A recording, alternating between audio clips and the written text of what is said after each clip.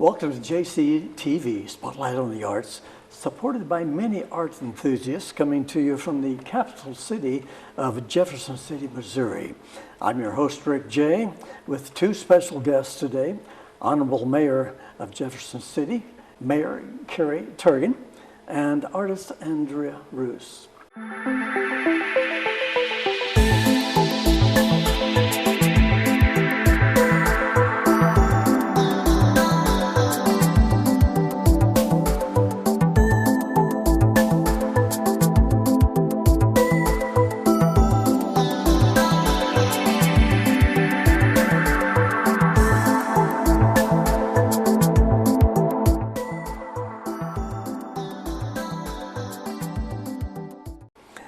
Please join me, if you would, in first welcoming Mayor Carrie Tergin to JCTV Spotlight on the Arts.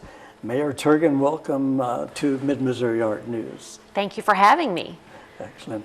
If you could, please tell us, and I've got a long history in the city of Jefferson City, but a vast, shall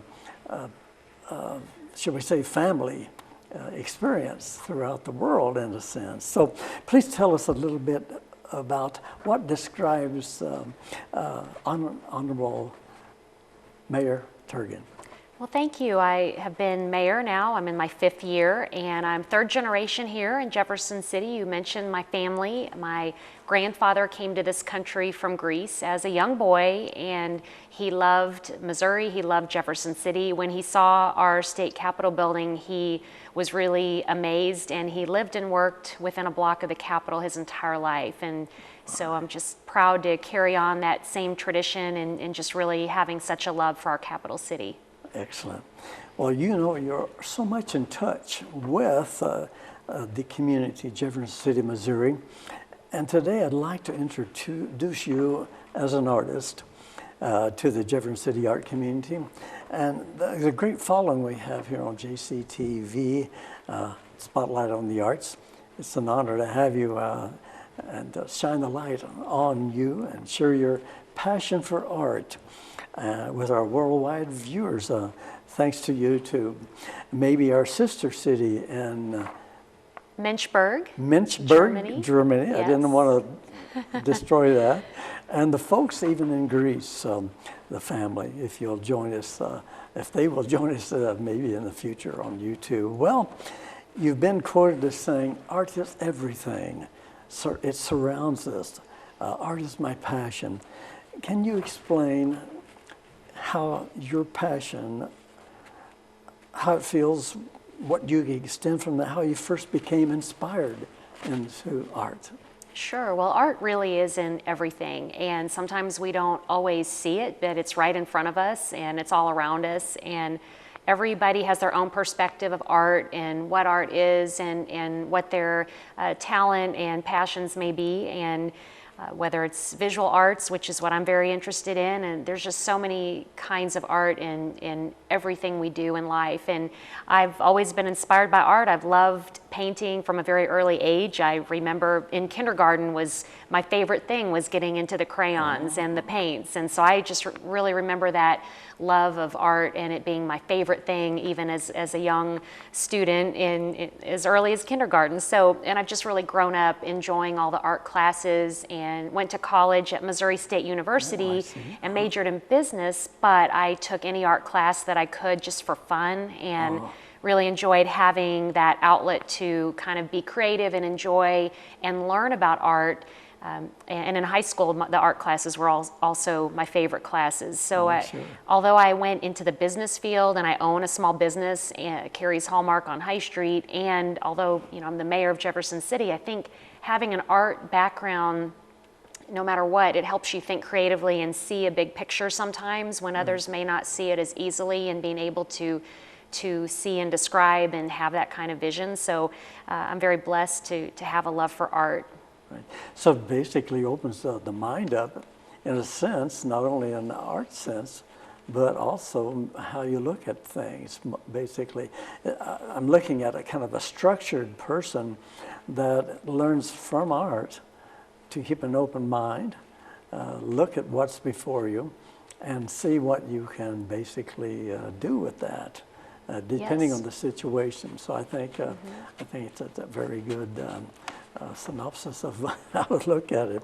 Well, now you spoke of visiting Greece, and was that any influence at all, the art that comes from your homeland? Absolutely, it always is, and I'm very fortunate to have family there, and I visit frequently, and the ocean inspires me when I'm there, the landscape, and I've been there before and brought paint with me and brought my paint, but really what I found is the easiest is to take photographs, and then usually that's my inspiration. I would love to be able to sit and paint out in the open and paint what inspires me.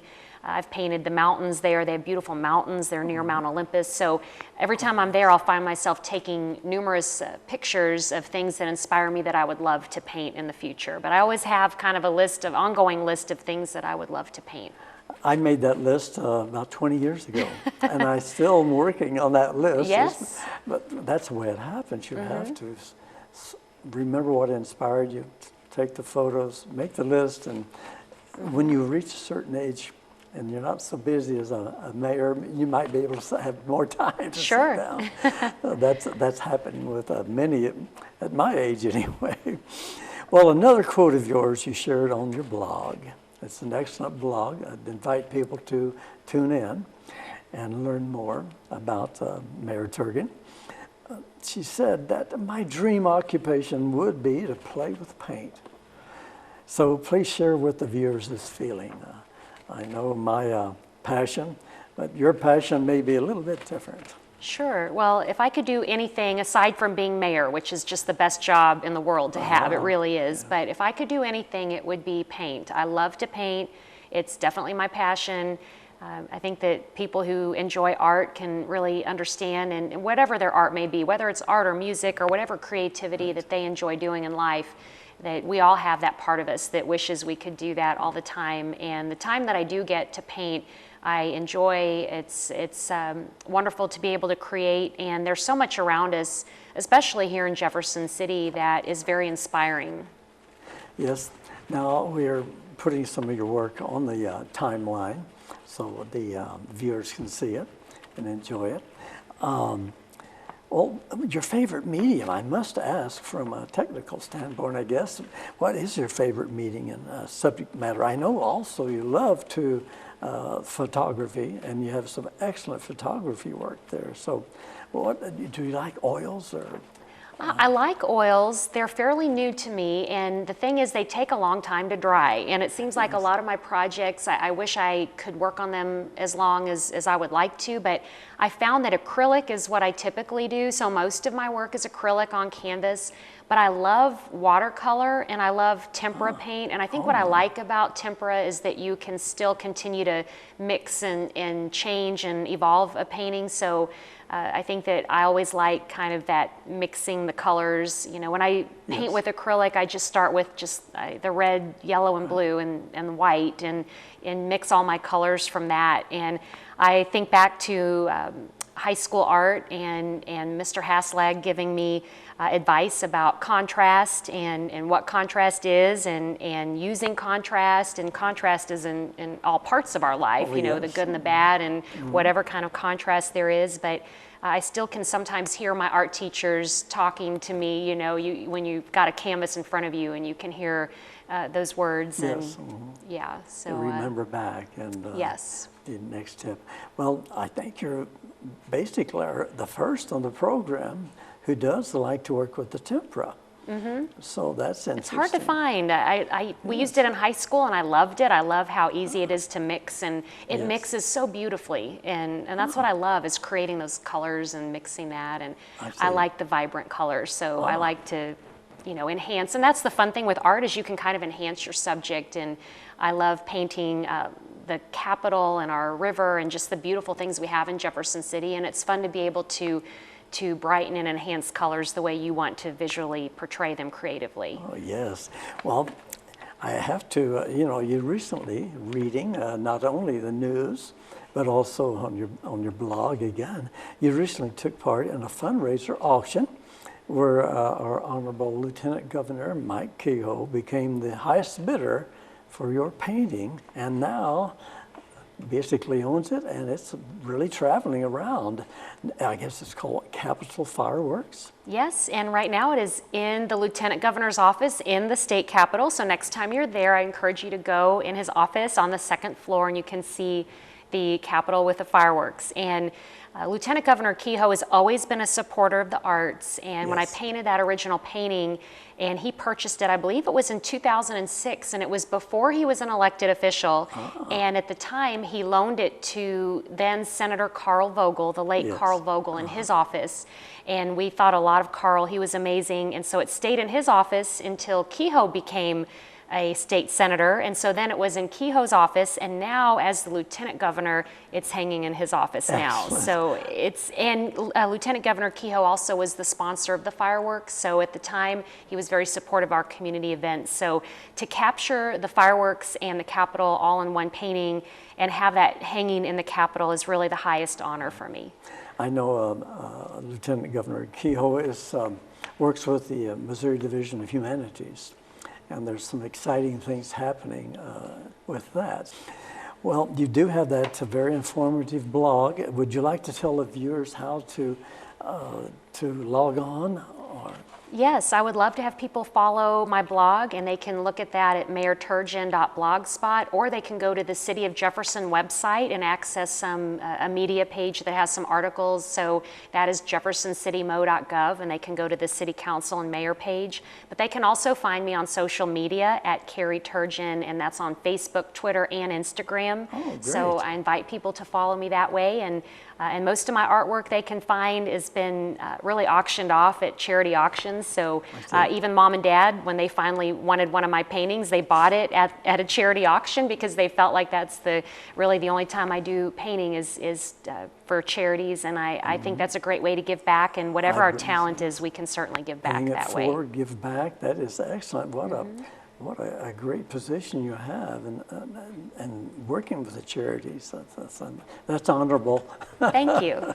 Well, before we go, I'd like to thank you so much for the proclamation going to the Jefferson City Art Club, what they call the annual Fling Social.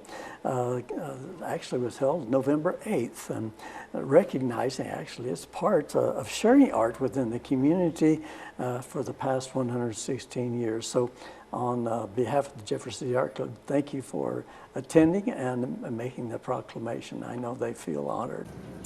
So this reads, whereas the Jefferson City Art Club was organized in September of 1903 by Miss Ada Oldham and several young ladies in Jefferson City, Missouri, who wished to share the joys of art with the community. Their inspiration was confirmed by a visit of the 1904 World's Fair in St. Louis, Missouri. They then returned to Jefferson City and began their journey as an outstanding art club that is now respectively 100 years in longevity. And whereas the members of the Jefferson City, Missouri Art Club are dedicated to the study of and the fostering of art appreciation in the community. And whereas the Jefferson City Art Club was founded in 1904 to support the study of and fostering of art, the Jefferson City Art Club has continued its purpose by presenting art functions for the community, by joining forces with the schools, the City of Jefferson, and artists with a vast geometrical area continuing to enhance the love of art. And whereas Jefferson City, Missouri Art Club is currently in its 116th year, now therefore I, Carrie Tergin, Mayor of the City of Jefferson, do hereby proclaim November 8th, 2019, as Jefferson City Art Club Day in the City of Jefferson. So congratulations and keep up the great work. Keep up the great artwork. Thank you all very much. Well, you're welcome. Art is so important in our community. Whatever we can all do to help is really important. Thank you. Well, Mayor Tergin, on behalf of JCTV, Spotlight of the Arts, I want to thank you for sharing your passion of art in all forms with us today. Thank you for having me, and it's an honor, and I will continue to share art, and I think that it really helps us all have a vision no matter what our passion and no matter what we enjoy doing. Art is in all of that. Excellent. And I hope to have you back, if I may. I would love to. Super, thank you. Thank you.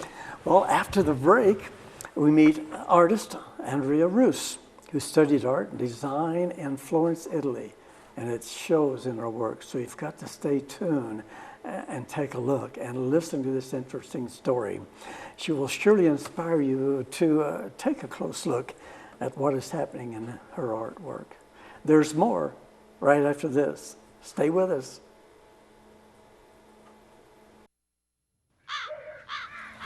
What do you guys want to do? I don't know. What do you want to do? I don't know. What do you want to do? 1, 2, ready, go. Gonna pull the stops, gonna make it go. You're living on a wing and a prayer. Gonna put them things together. You know it's now or never. Welcome back to JCTV Spotlight on the Arts.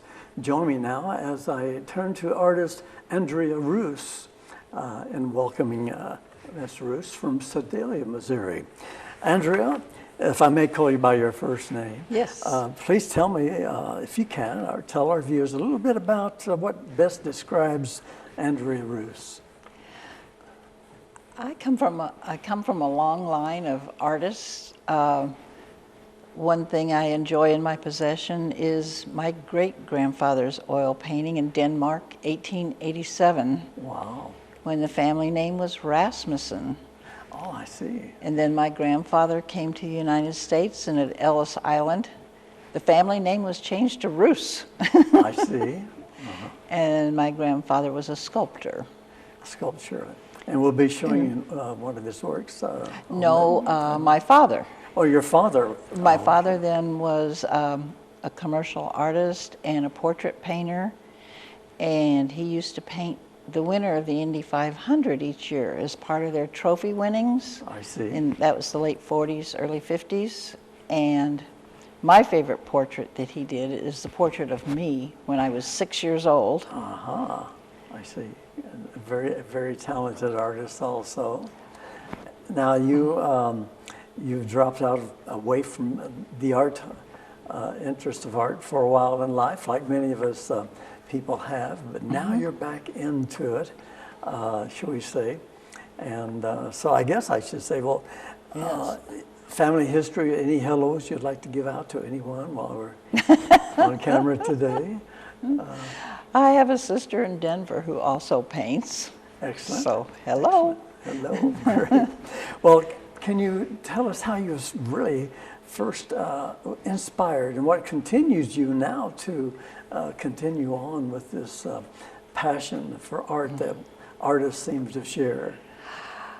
For me, I think it's very personal, and it's like taking a solo adventure with a blank canvas, which can be pretty intimidating sometimes. Yes. But once you start the decision making and you have ideas, it just builds, and it's a journey.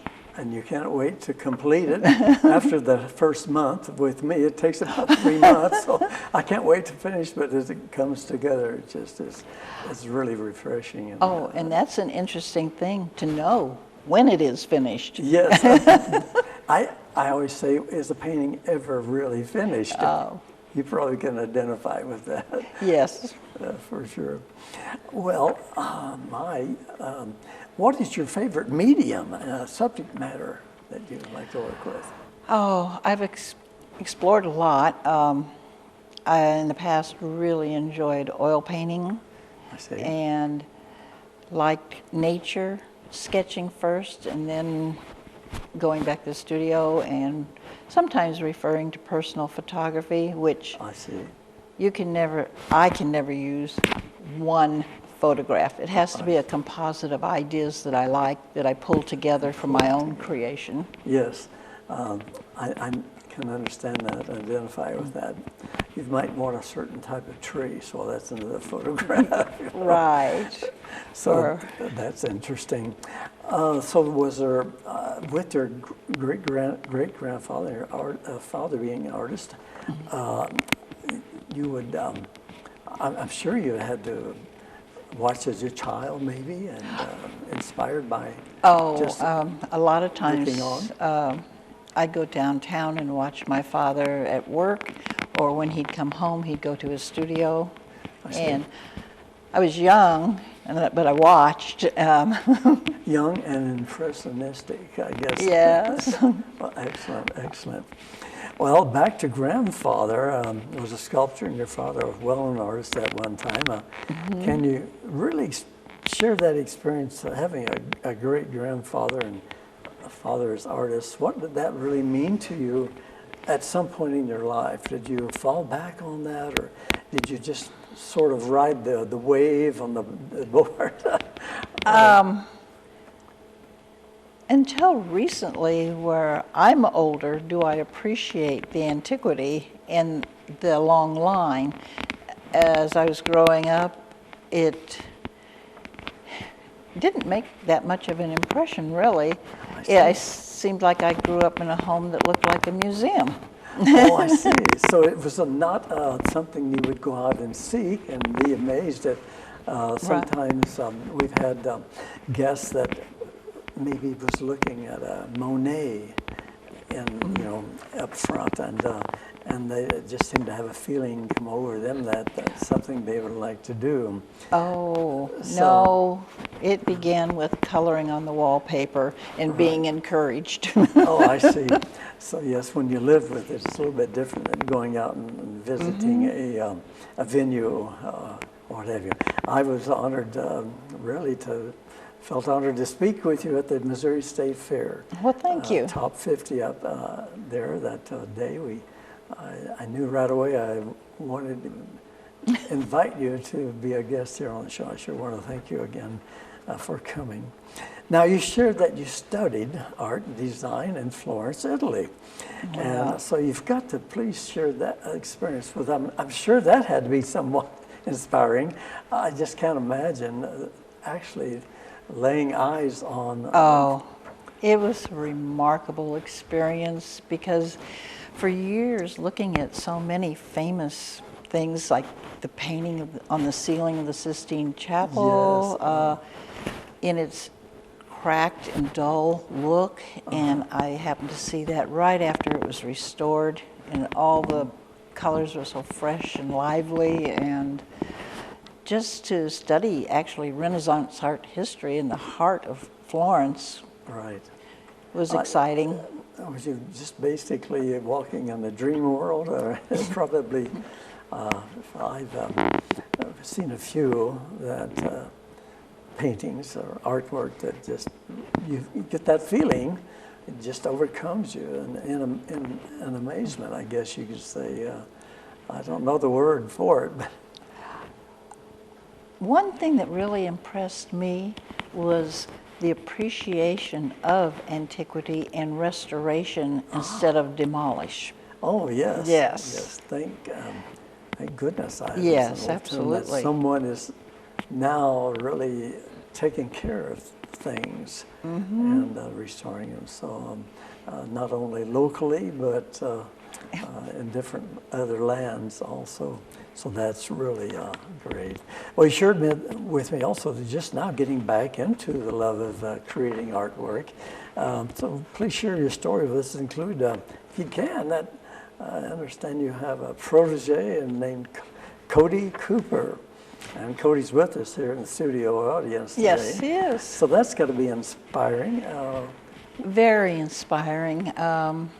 He happened to visit, my home and saw my work and questioned, why aren't you painting? And so I had a different job that required 24/7. Oh, I see. And that was the last 4 years taking care of, someone with a traumatic brain injury in my home. I see. So it's a full-time job. It was. So now I'm retired. Retired. I want to get back to that tactile feeling with the paint. Oh, yes. Well, I can't wait to see now the next time we invite you to sit at the round table, see what's transpired in that period of time. Like we do invite many guests back to see where they're at in their art world at a later time. Well, that would be encouraging also. Great. Now, Andrea, do you have any upcoming exhibits? Have you anything prepared? I know you're from Sedalia. They have an excellent Sedalia Visual Arts Association, which I'm proud to be a member of, and they're very active. Wondered if, do you have anything planned for one of their shows or Don't exhibits? have anything planned. I hope to solicit some commission work. Yes. I've done a lot of that in the past. And I painted a lot and exhibited before I went to the Kansas City Art Institute. But I, at the time, needed to learn an employable art skill. Right. So my degree was in visual communication design. Well, as you can see, Andrea's work is magnificent. You can see the influence of Florence, Italy in her work and her studies. Kansas City Institute of Art is a good foundation. We've done a program recently with Zygmunt Pridi from Latvia at a request from the Kansas City Art Institute. So again, we have a lady that's somewhat associated, has got a great foundation as an artist, and it shows. The artwork speaks well for Andrea, I would say. Well, Andrea, do you have a contact address, website, or for these commissions that you might would like to talk to someone about? A phone number? Phone number, 660-281-3395. And my email is Andrea, the number 4, and art, number 2000@yahoo.com. Oh, great. All right. We'll put that on the timeline so people can see it up front. Okay, thank you. Well, we're just about out of time, so would you like to speak to someone that is in your position now, semi or retired, or even a young student like your protege Cody, reaching out to others that might be interested? What inspiring words to get them restarted or to begin picking up the brush? I brought 3 examples of studies in observation, and it really, the subject matter doesn't matter. If you're looking at something, pay close attention, learn your eye-hand coordination. The white napkin isn't painted with white paint. The silver can is not painted with silver paint. Do some good observation. Still lifes are a great way to start because they don't move. Now, you can capture them. Will you be teaching classes, not only commission work, but are you open to teaching classes? Some of these skills, I'd love to sit down with you for an hour and learn how to paint that tin can that we're looking at. Observation. Observation. Just close your mouth, Rick, and watch. You know, they used to tell me when I was on radio, at least they could turn me off. So Oh, no. I'd always thought that was funny. No, I'm just joking. Well, Andrea, we're just about out of time. So on behalf of JCTV Spotlight on the Arts, I want to thank you so much for contributing to Mid-Missouri Art News, making a learning and informative experience for all. Thank you, Rick. You're mighty welcome. Well, and thank you, JCTV, producer Gloria Enlow and crew. And thank you, our viewers, for watching. It's great that YouTube has opened the world to the program. Look for more Mid-Missouri Art News, Spotlight on the Arts, right here to JCTV. And don't forget YouTube. I'm Rick Jey saying see you next time.